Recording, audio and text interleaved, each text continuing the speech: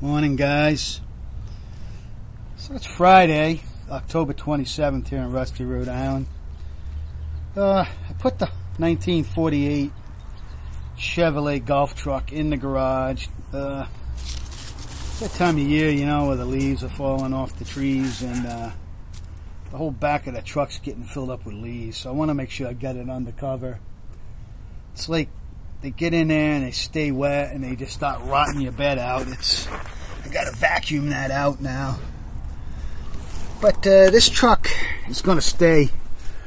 I'm not gonna be driving it much anymore this year. Maybe a few days here and there I'll pull it out on hot sunny days, but those days are gonna be becoming rare as November comes in.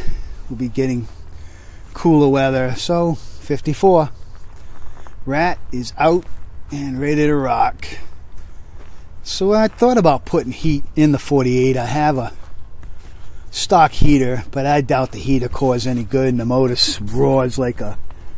So that's, you know, a couple of $100 I would have to spend for a heater core and a motor, maybe more. Whereas this heater that I bought for the 54 cost me $60. And it's got the fan built in and everything. It's only one speed, but I don't need more than one speed. I just turn it on and off as I need it, you know?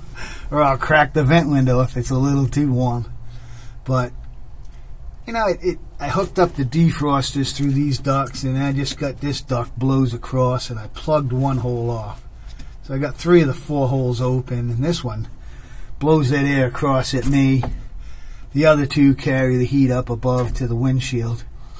And I covered over all the holes, like where the motor used to go, and also the big vent hole that's on this pillar. I covered all that over and insulated it.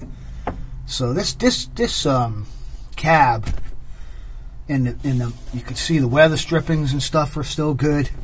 It's really a tight cab. The windows, all the trim, I replaced all the trim around the windows. And I rebuilt this. This actually, the hinge had broke on this. I had to replace. I had made my own hinge with a bolt and a nut and stuff. But the windows work fine and they seal up. So when I'm on the highway, this thing doesn't get a lot of cold air blowing through it unless I open up the vent or something. Even the vent I have insulated with rubber. So these rubbers, I didn't replace them. All I did was fixed it with that liquid rubber that I always use, the bead sealer. So ready for the winter there. 2001 has to go for inspection in December. I still got to put the emergency brakes in the back, but that and the horn's not working, so I got 2 things to fix on that truck to get it inspected. We got the van truck up inside of the garage. 5-star auto service. Little Lucky hanging out on the porch over here. She was laying down sleeping, and she was actually being a pretty good girl. She was being a good girl, getting sleepy. Come on with me, going to bed. I put her a bed out over here, but she wants to be up there. I got her tied up to the old tire. It's funny, man. She goes and takes off, and she can almost pull that tire, but she can't go far. I got a little bed for her here. Oh, she wants to go over there. Why? I don't know. The tailgate. Let's put another coat. And every time I put primer on it, I find a little dink here. I don't know how I keep missing these. I don't know, but as soon as I put the primer on it, they show up, and it would be the same way as if I put the paint on it. So I'm still picking away at all the little, and like I said, I'm not in a rush. I'm just taking my time. But I counted, I think, 5 little places I need to address now, and they're so small that I don't need to sand the whole gate down again. I'll just touch up, and I'm going to go over and I'm going to get some of that build-up primer. It comes in cans now, so I can get like 3 cans for $30 or something like that. And I'm going to build it up with that primer and then I'll be ready to put the paint on it. But it's looking pretty good. I mean, it's, considering the fact that it had big gaping holes in it, I don't think it's doing too bad now. The van truck. So I've been working to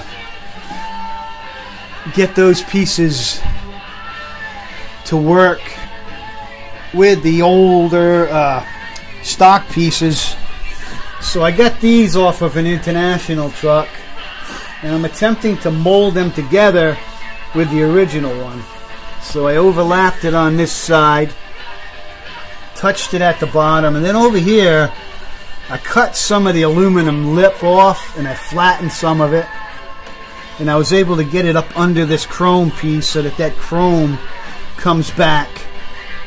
But I still have to make some pieces to go in here to cover this hole over. At one point I thought about putting screen in here, you know, but I said, nah, I'm gonna use, I got more of this flat metal in the back. This was an old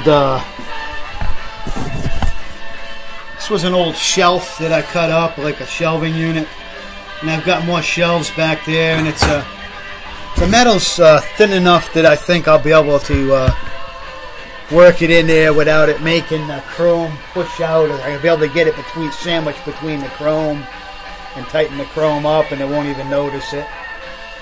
That's where I'm at, though. It's coming together. I think it looks like an old Chevy van with those on there. If you look at the 1970, like a 1970 Chevy van online, it's looking pretty close, I think. I wish I could have found parts from a 70 Chevy, but I told you guys the other day, the junkyards are just getting rid of stuff now. Anything from the 70s is not left. The bodies were all rotted out and they're all picked over, so unless you go and you buy a van out of somebody's backyard, maybe that's been there for years. Like, but I'm not going to buy a whole van for the headlight covers. I don't know. I might have to. I don't know. Now from Rusty Road Down.